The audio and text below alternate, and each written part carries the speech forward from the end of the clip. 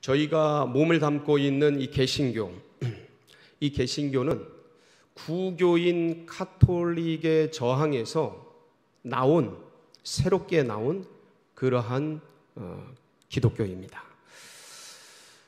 부패한 기독교, 변질된 카톨릭을 저항해서 세 가지 기치를 들고 오직 말씀, 오직 믿음, 오직 은혜 아니면 살아갈 수가 없고, 이 세 가지 기치를 들고 1517년 10월 31일 10월의 마지막 날 비텐베르크 대학의 교수였던 마르틴 루터가 자신의 그 대학 교회 강당 맨 문 현관 앞에 카톨릭에 반박하는 95개의 반박문을 붙임으로써 이 개신교가 출발되어졌습니다. 그곳에는 이 95개 반박문에는 카톨릭이 얼마나 하나님의 손에서 떠났는지, 얼마나 말씀에서 벗어났는지, 그래서 그 당시의 상황이, 종교적 상황이, 시대적 상황이 어떠했는지에 대한 참상이 담겨져 있을 뿐만 아니라 우리가 어디로 가야 하는지, 이 시대의 믿음이, 이 시대의 신앙이 어디로 가야 되는지에 대해서 그 방향을 설정해 놓은 내용들이 담겨져 있었습니다. 그것을 핵심해서 요약해서 세 가지로 정리하면 그게 바로 오직 말씀, 오직 믿음, 오직 은혜였습니다. 종교개혁이 503년 전에 있었습니다. 오늘날 이 시대를 바라보면서, 이 시대의 교회를 바라보면서 우리는 과연 그럼 어디로 가야 하는가? 우리는 과연 어느 지표를 향해 이 한국 기독교가, 한국 개신교가 달려가야 하는가? 우리가 행여 혹시 놓친 것이 있다면 그것은 무엇인가? 오늘 이 말씀을 통해서 우리가 함께 그 부분을 점검해 보고, 그리고 다시 달려가야 될 표대를 부여잡고 주님이 부르신 부르심의 상을 향해서 힘껏 달려가는 우리 모든 성도님들 되시기를 주의 이름으로 축원합니다.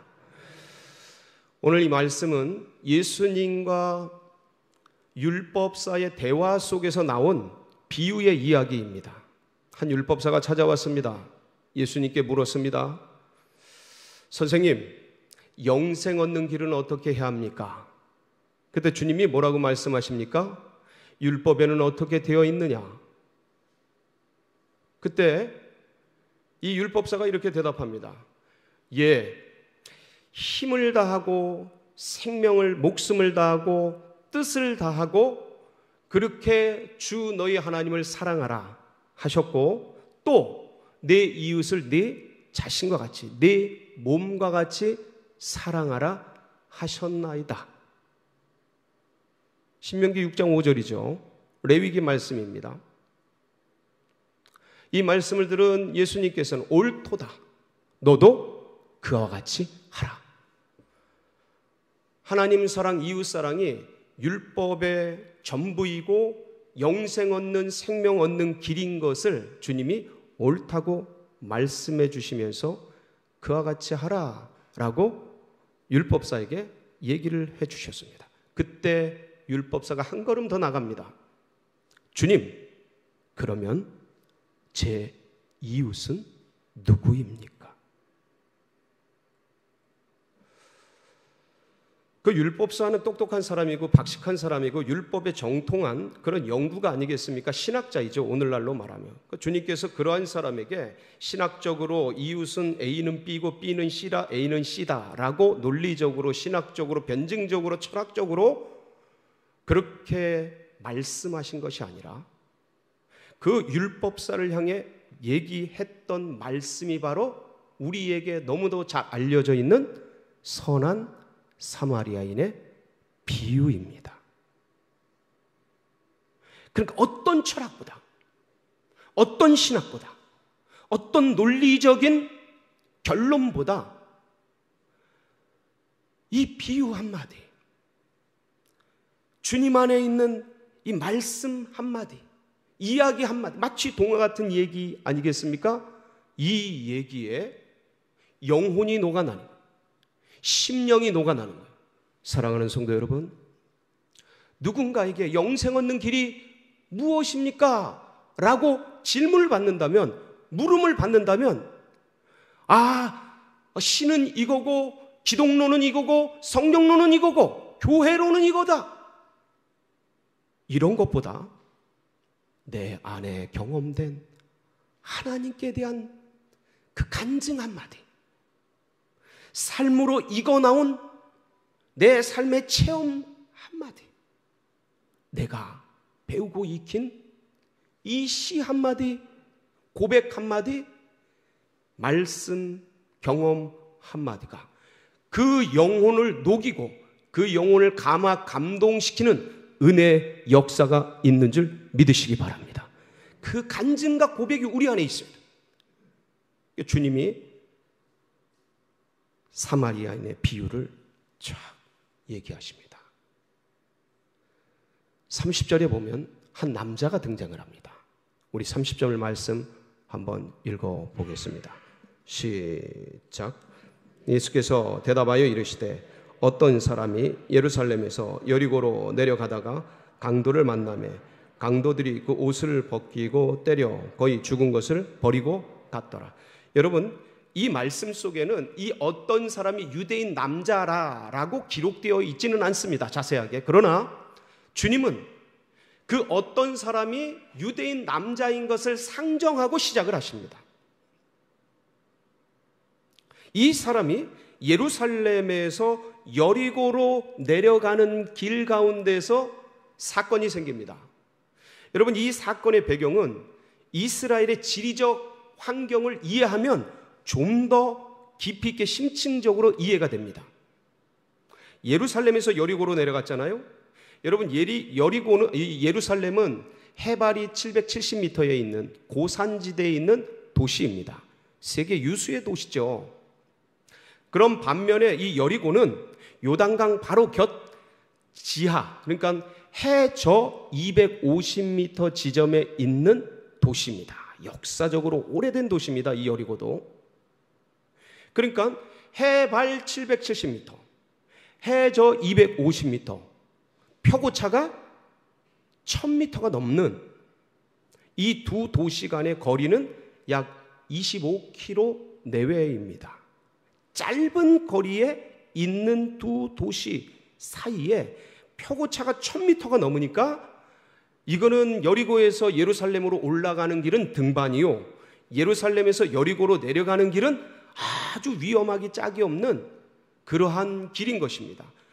아주 그냥 바위투성이고 길이 협착하고 좁고 어디서 뭐가 튀어나올지 모르는 그런 지형인지라 바로 이 지역에서 그렇게 도적들이 많이 출몰했습니다. 지형 지물을 이용해서 도망가기 쉽고 그리고 막 빼앗기 쉽고 하니까 이 산적들이 이런 데 많았던 겁니다. 아니나 다를까 이 유대인 남자가 여리고로 내려가는 길에 누구를 만나요?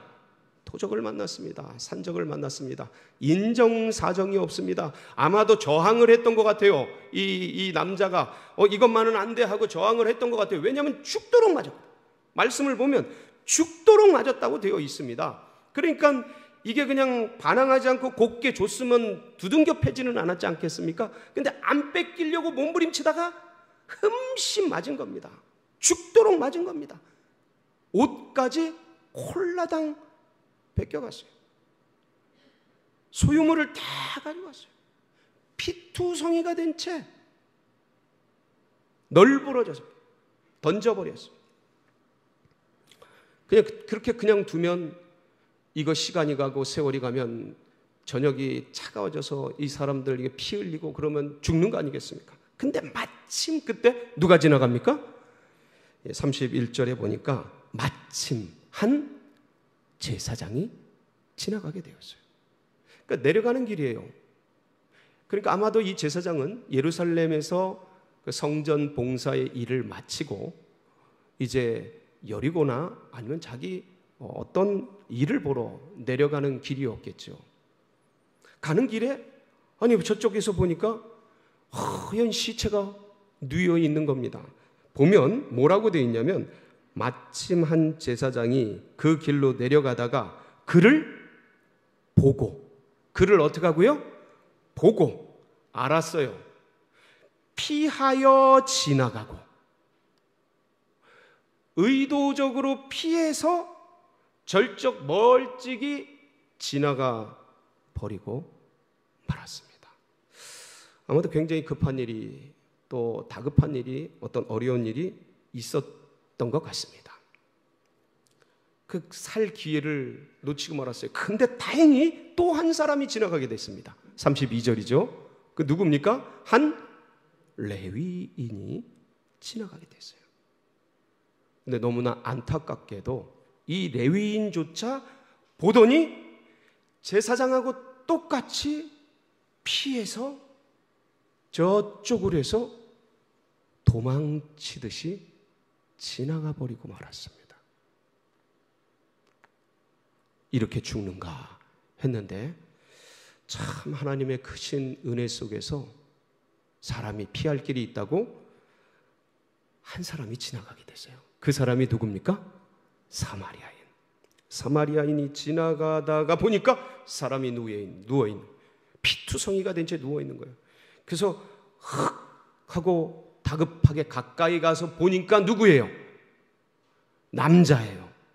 얼굴을 보니까, 여러분 유대인들은 얼굴 모양, 이 형세가 독특합니다. 바로 구별이 돼요.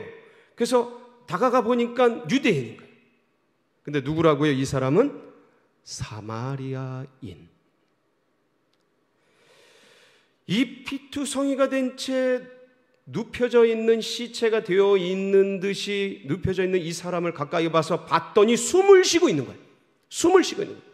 그러니까 여행하는 중이었어요. 이 사람은 가지고 있던 포도주, 가지고 있던 감람류, 여러분 이 포도주는 알코올이 있지 않습니까? 그러니까 이 상처 주위에 이게 부으면 이게 이제 응급 처치가 되는 거예요. 그래서 상처 주위에 막 이 포도주를 뿌린 거예요. 자기 먹어야 될 걸 뿌리고, 그런데 이게 머리부터 발끝까지 성한 곳이 없으니까 그냥 막 다 뿌렸겠죠. 그리고 이 감람류라는 것은 기름이 굉장히 좋은 기름입니다. 이게 상처를 치유하고 양들을 보호하고 하는 데 쓰이는 그런 기름이에요. 그러니까 제사장이 안수식하고 기름 부을 때, 관유를 부을 때 이 감람류를 씁니다. 굉장히 고급이고 비싼 기름이에요. 근데 이걸 가지고 있던 것을 이 사람의 상처 부위에 쏟으면서 치유하고 응급처치를 급히 했어요. 그리고 싸매고, 가지고 있는 뭐 어떤 것을 가지고 응급처치해서 싸매고 자기 짐승에 태워서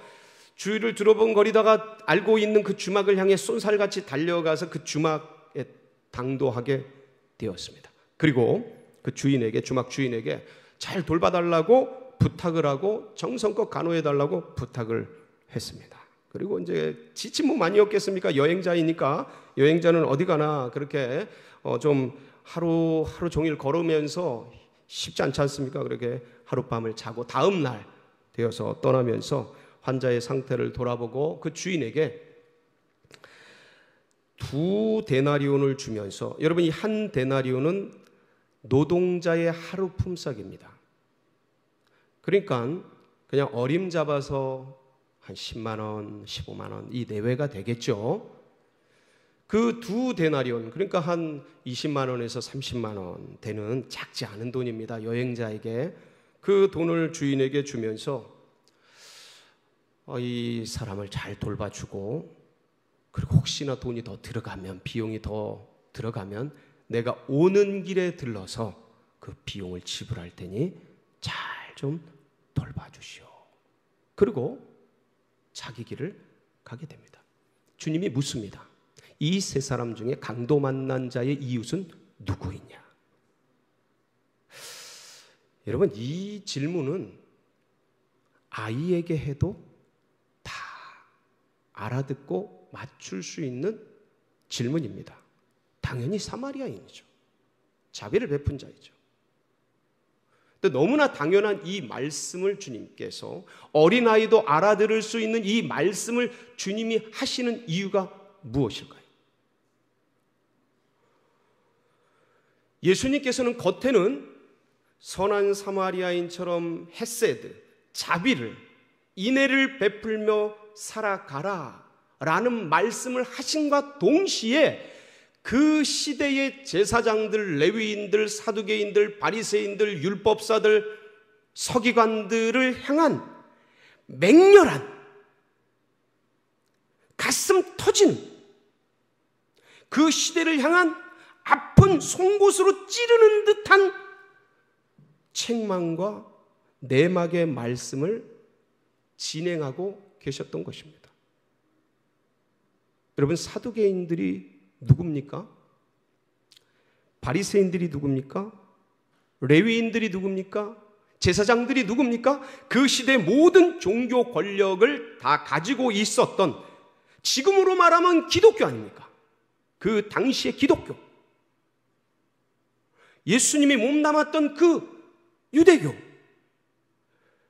그들을 향한, 그들이 얼마나 본질에서 어그러졌는지, 얼마나 주님이 원하시는, 하나님이 원하시는 그 뜻에서, 말씀의 본뜻에서 일탈됐는지를 이 비유를 통해, 이 이야기를 통해 얘기하고 있는 것입니다.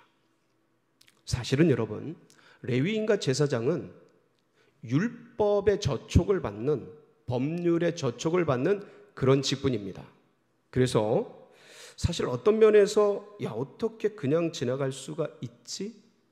사람이 죽어가는데, 비난할 수 있는데, 그런데 사실은 율법 내용을 알게 되면 그래서 그렇구나, 그럴 수밖에 없었구나 하고 일편 이해가 됩니다. 어떤 내용이었습니까? 율법의 레위기 말씀을 보면 21장 1절에서 3절 말씀에 보면 레위인들, 제사장에게 해당되는 말씀들이 나옵니다. 같이 한번 봉독해 보겠습니다. 여호와께서 모세에게 이르시되 아론의 자상 제사장들에게 말하여 이르러 그의 백성 중에서 죽은 자를 만짐으로 말미암아 스스로를 더럽히지 말려냐. 그 밑에 내용은 비슷한 내용들입니다. 그러니까 시체를 만지지 말아라, 죽은 것을 가까이 하지 말아라, 이게 이제 율법입니다. 이건 제사장에게 적용되는 것이고, 대제사장은 더 엄격하고 부모도 가까이 못하게 돼 있고, 레위인들도 비슷하게 성전 사역자들이었기 때문에 이게 준 적용이 되었습니다. 그러다 보니까 이들이 혹시나 저 사람이 죽은 시체면 내가 가까이 가면 뭐를 입는 거예요? 부정을 입는 겁니다. 그러니까 자기에게 주어진 일들, 잡들, 제사의, 성전의 봉사의 일들을 못하게 될 수도 있는 거예요. 그러니까 이분들은 율법에 충실했어요. 그리고 사실 괜히 가까이 갔다가 손을 댔다가, 여러분 오늘날 우리가 이 시대에 살아가지만 사람이 어떻게 돼 있을 때 누구는 가까이 가서 한 번에 막 돌아보고 그럴 수도 있겠지만, 이게 요새는 조심스럽습니다. 굉장히 조심스럽습니다. 여자면 더 조심스럽습니다. 술 취해 있으면 더 위험합니다. 널브러져 있어도 가까이 가기가 굉장히 조심스럽습니다. 이런 시대입니다. 그러니까 그 시대에 그 가까이 가서 무슨 일을 당할지 어떻게 압니까? 그리고 거기에 아직도 산적이, 저렇게 만들어 놓은 산적이 있을 줄 어떻게 알아요? 그 불안, 그리고 이로 말미암아 부정을 입게 돼서 내 사역과 일들이 피해를 입게 될 이런 피해 의식, 그리고 전통적으로 죽은 자에게 가까이 가지 않는다라는 그런 율법과 율례와 전통의 그런 선상에서 이 제사장과 레위인들은 어떤 면에서는 큰 하자가 없는 그런 행동을 할 수 있다고 볼 수 있는 겁니다.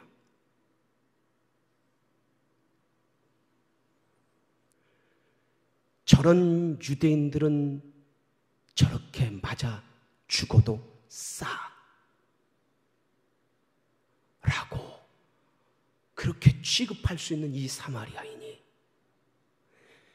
유대인인 걸 알면서도 가까이 가서 확인해 놓고도 그 맞아서 피 흘리면서 죽어가는 그 영혼이 가엾어서 헤세드, 긍휼히 여겨져서, 불쌍히 여겨져서 가지고 있는 걸 다 쏟아붓고, 재산을 쏟아붓고, 시간을 쏟아붓고, 여행 중인데 기분 굉장히 안 좋아질 텐데, 상황 안 좋아질 텐데, 여기에 꼬이면, 여기에 관계되면, 여기에 발을 담그면 상당히 복잡해질 텐데, 그런 걸 뛰어넘어서 그 영혼에게 쏟아붓는 그 사마리아인이 유대에 가지고 있는 민족적 한과 아픔을 뛰어넘는 이 마음이 너무나 큰 거예요. 주님 말씀하시는 겁니다. 제사장과 레위인이 뭘로 쳤는지. 율법은 지켰고, 법률은 막고, 전통은 유지했는데 너희들이 뭘로 쳤는지. 사마리아인의 모습을 통해 대비를 시키면서 말씀하고 계신 겁니다. 사랑하는 성도 여러분, 예수님께서 유대인들에게, 특별히 바리새인과 사두개인들에게 늘 하셨던 말씀 중에 하나가 있습니다. 너희들 율법을 잘 지키고 하루에 일주일에 2번씩 금식하고 가난한 자 돕고 사거리 귀퉁이에서 손을 들어 기도하고 다 박하와 근양과 근처에 11조는 드리고 다 철저하게 지키는데 너희들이 율법에 더 중한 바 의와 신과 이는 버렸도다.